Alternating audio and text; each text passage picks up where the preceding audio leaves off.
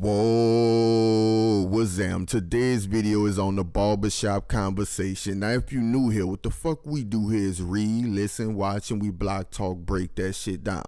Now, the other day, I went to the barbershop, goddammit, and I was a walk-in customer, so I had a lot of time to kill. But instead of picking up my cell phone and shit, I was like, how about I absorb the barbershop? So I look over to the left, and I saw a news anchor, and I was like, damn, this motherfucker look just like the dude from Living Large. You dig? That movie about this dude who wanted to be an anchor man so bad that he sold out his best friend, y'all see right there to the left, even left his girlfriend right there that you see to the right. But y'all know at the end of the movie everything was alright. But look to the right and shit, how he was, you know, he not even looking at his girl once he put the tie on. When he went suit and tie and shit, he was like, he was getting people busted in the hood and everything just because he wanted to be a lead anchor. But here go the dude, Chris Thomas, I believe his name is, the one that I saw. Don't he look just like him, goddammit? But I digress, cause y'all know fucking right. If I'm talking about it, we about to hear some deep shit. So anyway, let's get to it, motherfucker.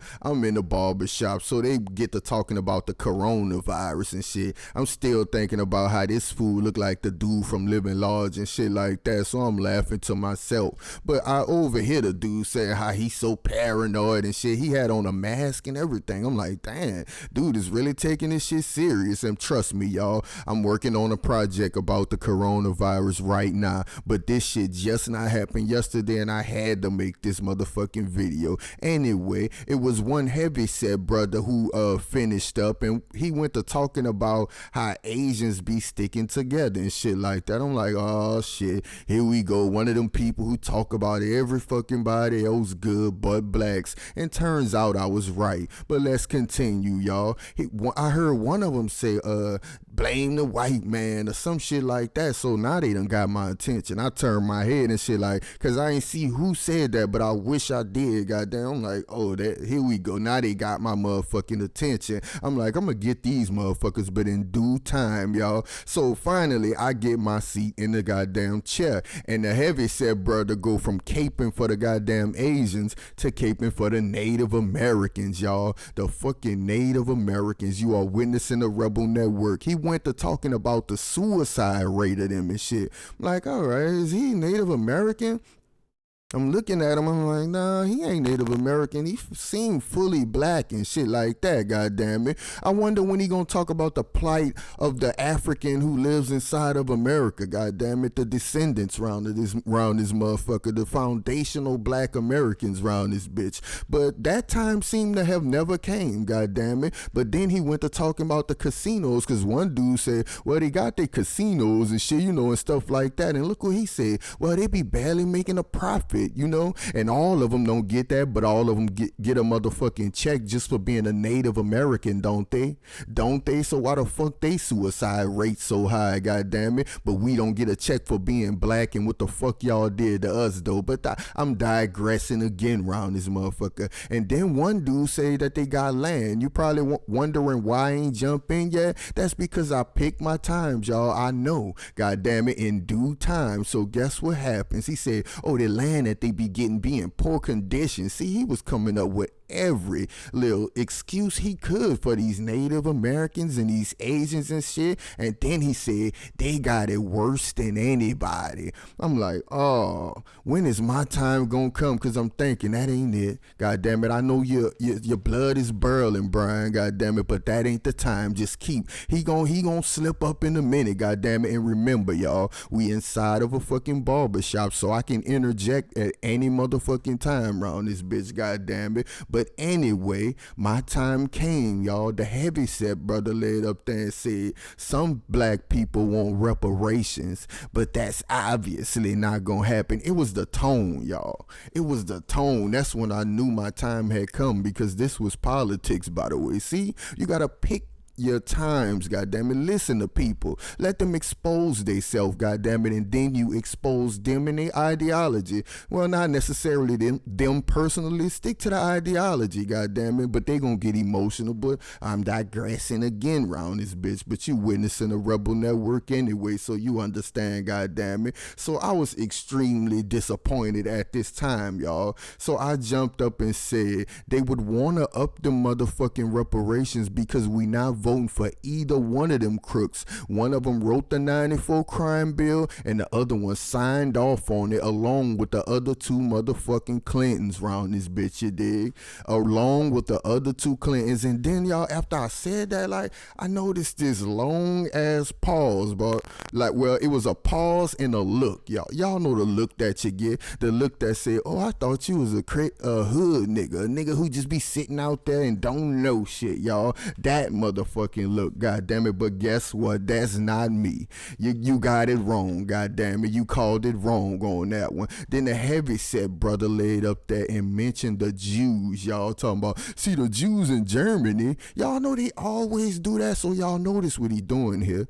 He's finding ways to blame black people. Y'all know, didn't I do a video on this? We call them point the finger at the blacks fucking type of person.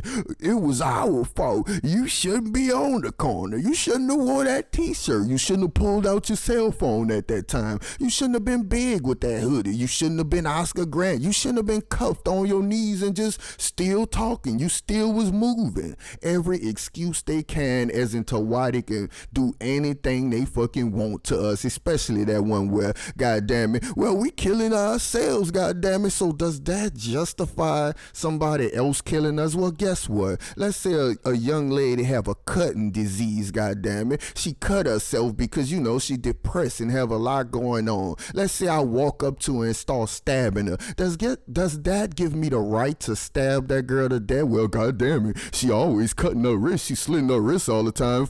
I figured it was cool if I go up to her and stab her. Y'all understand the logic of that bullshit? But let's continue, goddamn it. I said the Jews was allowed to overcome, and it was a fucking world war to make sure that they overcome, and it gave them land that continuously expand around this motherfucker all through the goddamn West Bank. So what the fuck are you talking about, goddamn it? You know, like I was fired up, but it was just passion. We men, right? You know, we men around this motherfucker. I ain't say shit in a threatening way, but I'm talking, you know, like how I'm talking to y'all right now, goddamn it. Maybe that was intimidating to people, but remember, this dude was bigger than me. I ain't say he was heavy set for no reason, shit. And I ain't the toughest man in the world. What if that dude, you know, he could have did anything. Nigga could have threw my dumb ass out the window, but not without a fight, goddamn it. But let's continue, y'all. He said that's not what I meant, and he said it in a low tone, so I barely heard him. Mind you, I'm in a chair getting my hair cut. He said, you know, that's not what I meant. And I'm like, well, what do you mean, goddamn it? They hold us back economically. They make bills that target our goddamn community, our brothers and sisters, and they even target our education. They target these goddamn charter schools because they control the curriculum around this motherfucker, you dig? And in a public school, guess who control the curriculum? America. So instead of your kid learning about slaves, they in Texas worried about a fucking indentured servant. And then I said, fuck out of here. That's exactly what I said, goddamn. I said, man, fuck out of here. And I know he probably, well, maybe he took that some type of way, but he didn't say shit. You know, I ain't hear shit because right after that was a long silence, like crickets around that motherfucker. I'm like, what the hell? Then old dude turned my chair, you know, I'm in the seat, he turned my chair to the side, and all I hear was, oh, I'm about to roll out, you know, and the dude saying he about to roll, yeah, let me get on out of here, you know, and shit like that. I'm like, damn, I'm glad he is fucking leaving with all that goddamn defeatist talk, but I wish he could have stayed so I could have shot a fucking hole in all that defeatist shit he was talking about. When y'all notice, when it came to blacks, goddamn it, it was no excuses. It was, oh, the Jews pulled they self up and the Asians they stick together and the motherfucking Native Americans had it so bad, but when they come to black people, oh, y'all, they don't do nothing because they ain't won't do nothing. And shit, ain't no way they getting reparations, none but fucking defeatist talk, y'all. We gotta put an end to that bullshit, goddammit. And guess what? Right after that, the barbers he was talking to gave me the fist pump and shit, talking about that shit you said was real. You know, I ain't gonna lie, you did drop some bombs and shit. And I said, right, man, we don't got time to be worried about no Native Americans, none of that. I don't give a fuck about none of that. And I said it just like that, goddammit. And that's the goddamn truth. Ain't nobody worried about us, goddammit. The only time they pop up, if let's say we riot and oh, they gonna sneak in and riot some stuff, you know who he is, goddammit. Let's say we go through the civil rights, y'all gonna sneak up and eat off that shit too, goddammit. You know who the fuck you is, but nobody ain't there, goddammit. Do you see them white breast cancer women there when you're marching in the fucking streets, black women? Be up there participating in that cancer shit? Are they marching with you when these policemen gunning down your brothers and sisters in the street for raising up a cell phone or wearing a fucking hoodie or having Skittles around this bitch? Are they next to you? No, they staying silent. That's why the fuck we don't try to relate to the sympathy of the other races anymore. They done that in the 60s, the 70s and all of that, and time is up. I'm not trying to relate to the sympathy and the feelings of others. Now once they see us on the news getting sprayed and beat and bit up by dogs and shit, they got to make a change. No, that's not the way it's going no fucking more, goddammit. And that was the end of that. And I want to tell this story to y'all to let y'all understand, goddammit. I live this shit. I breathe this shit, goddammit. I embody this shit on and off this motherfucking camera. I'm not playing with nobody with this shit, goddammit. Walking around with that defeatist talk. And I'm glad we was in a barbershop because everybody was just jumping in whenever they wanted to, goddammit. That's what the black barbershop was for, goddamn. It made me want to go down there even with a fresh haircut just to go off on motherfuckers with that shit spreading it. And where was the other voices who was saying blame the white man? Everybody was quiet. It was me and him directly and shit, goddammit. I murdered that bullshit, but he hurried up and ran out of there. I was disappointed, by the way. Why you ran off so fast? How about you continue the debate? You got every bullet in the world as to why everybody else so good. Oh, the Asians, they stick together. They be making their stores. They with each other, you know, fucking over black people because we don't stick together and all of that. And we ain't gonna never know. We ain't gonna never do shit with people like you in our fucking, in our realm, in our space, goddammit. Y'all know what I mean. In our goddamn way. I'm just mad as fuck. It's like we really have to purge these people, bruh. Get the fuck away from me. Don't come nowhere near me talking about that blame me and we ain't gonna never. You know what type of people them is? Them be them people who just be accepting shit. Oh, that's just the way it is. I bet you if you talk to somebody, you gonna hear all of these phrases. That's just the way it is, man. It been like that. You know, they just feel good. They accept the way this shit going. Well, not me, goddammit. I don't accept this. What they say, the favorite little slogan, it is what it is, brother. You know, can't change some shit. Goddamn it ain't is what it is. It is what the fuck I make it, goddammit. Shout out to Mac Painting. It is what the fuck I make it. What the hell you mean it is what it is? You think I want my kids to go through all the fucking injustices I have went through around this bitch? You think I want them to see a grown black man getting beat in the street and all kind of shit like that, and these criminals walking scot-free, getting a fucking paid vacation? You think I want my babies to see that bullshit? Hell nah. Fuck out of here, man. You walking around with this defeated shit. Black people want reparations. Well, obviously they not gonna get that. Well, goddamn it, guess what? They ain't gonna get our motherfucking vote. I know that's right. While some of y'all still out there, and I was so disappointed because this dude was like my age, y'all, at least 30, you know, 33 or something. You out here with that defeatist ass talk. The whole time I was in there, he was big up in other races and finding every reason he could, y'all. And that's why it pays to listen to people, y'all. It pays. Y'all know how much I had to restrain myself for listening to him, but I knew I had to jump in when the time was right. As soon as he hopped on board of politics, that's when I knew I could shut him down, goddammit. And if he would have stayed, I would have pretty much murdered him intellectually, y'all. And anyway, it did seem pretty weird up in there, y'all, the vibe and shit. I gets up in there.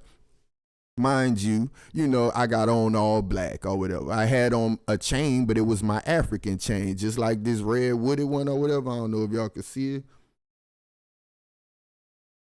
Damn, where that bitch at? There you go. It was like this, but it was blue. Goddamn, I got a red one, blue one, and a brown one around this bitch. And I'm looking out the window and shit, and I went to putting on my gloves because it was cold. They was looking like I'm about to rob them. It was like an awkward silence then. Like before I got to the chair, I'm like, what the fuck? And the dude who I told y'all who was paranoid with a fucking coronavirus mask on and shit, he was like, to bring it to my attention, he was like, oh, you smart, huh? You got your gloves on too. Nah, nigga, you trying to say you think I'm putting on these gloves to rob y'all because, it had just become nighttime in Sacramento. It was like about 7 or some shit like that, goddamn it. So it was full-blown nighttime. So I was like, damn, these niggas act like I'm gonna rob them. So I know when I'm being stereotyped and shit, so I'm chilling. That's why y'all heard the awkward silences, especially the one when I hit him with the crime bill and shit, goddamn it. And then when I hit him with the charter school, they gave me the look that you thought I was just an ignorant nigga look, goddamn it. You thought I was a dumb street hustler, goddamn it. Not to say none of them dudes is educated or have a brain on they fucking shoulders, cause them be the most intellectual people in the world, goddamn it. They just need a shot. Them dudes be having bright business minds and shit, but stuck in the street, y'all. And when I'm stumbling over words, that mean I'm mad as a motherfucker, because it's really disappointing to see a young black man out here pushing that shit, and like wherever it go. Matter of fact, people who talk like that, to me, they are the coronavirus in my mind, goddamn it, on my level of thinking, because I have to like quarantine that fucking way of thinking. I got a quarantine, and that's exactly what I did, because by the time I was finished, he had exited the fuck out of the barbershop. Him and 3 other barbers, them niggas disappeared. Cause I told y'all, dude had wheeled me around, nigga wheeled me back. Everybody was gone. Boy, what the fuck, boy? Like you could just hear shit going on, I'm gone, I'm out of here, all kind of shit. Niggas just gone, scattered. Like motherfucking roaches, boy, what the hell? And I was waiting on my partner, Greg. I was like, damn, I hope Greg walk up in this bitch and shit, at the time, bro.